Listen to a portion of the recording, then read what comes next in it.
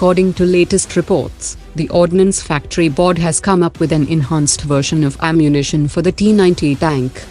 The Ordnance Factory Board has recently finished supplying over 10,000 shells with 460 mm piercing capacity to the Indian Army, and sensing that the Army might soon demand an ammunition with higher capability, the Ordnance Factory Board has developed a new ammunition that has a piercing capability of 500 mm thickness, and this development comes at a time when the government is considering a case to corporatize the Ordnance Factory Board to make it more competitive.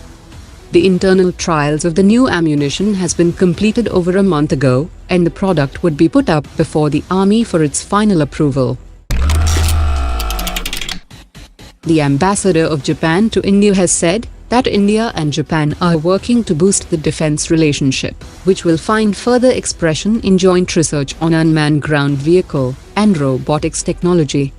He also said that the leaders of both the countries have agreed to hold ministerial 2+2 meeting, and the acquisition and cross-servicing agreement is being negotiated, which will give the two militaries easier access to each other's naval bases, while an agreement concerning the transfer of defense equipment and technology was signed 3 years ago.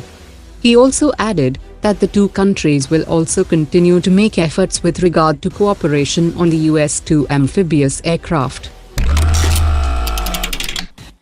The Indian Navy's decision to transfer one of its Kilo-class diesel-electric submarines to Myanmar will limit the Chinese military influence and help Myanmar in its emerging naval competition with Bangladesh.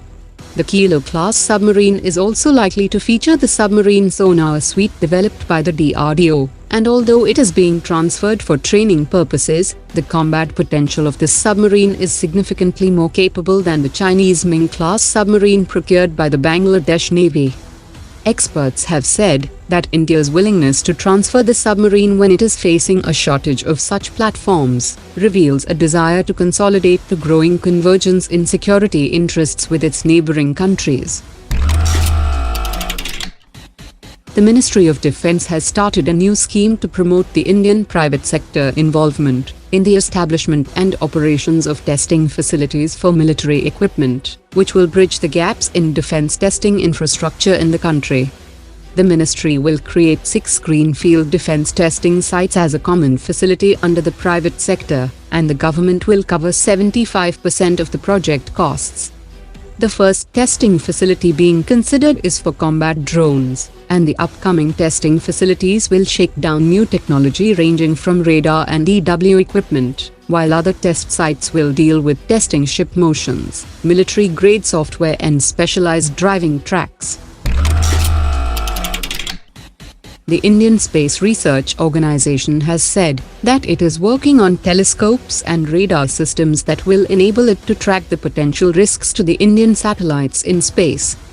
The telescope network will be set up under the Directorate of Space Situational Awareness and Management, which will assimilate tracking data of inactive satellites from indigenous observation facilities and generate useful information through analysis.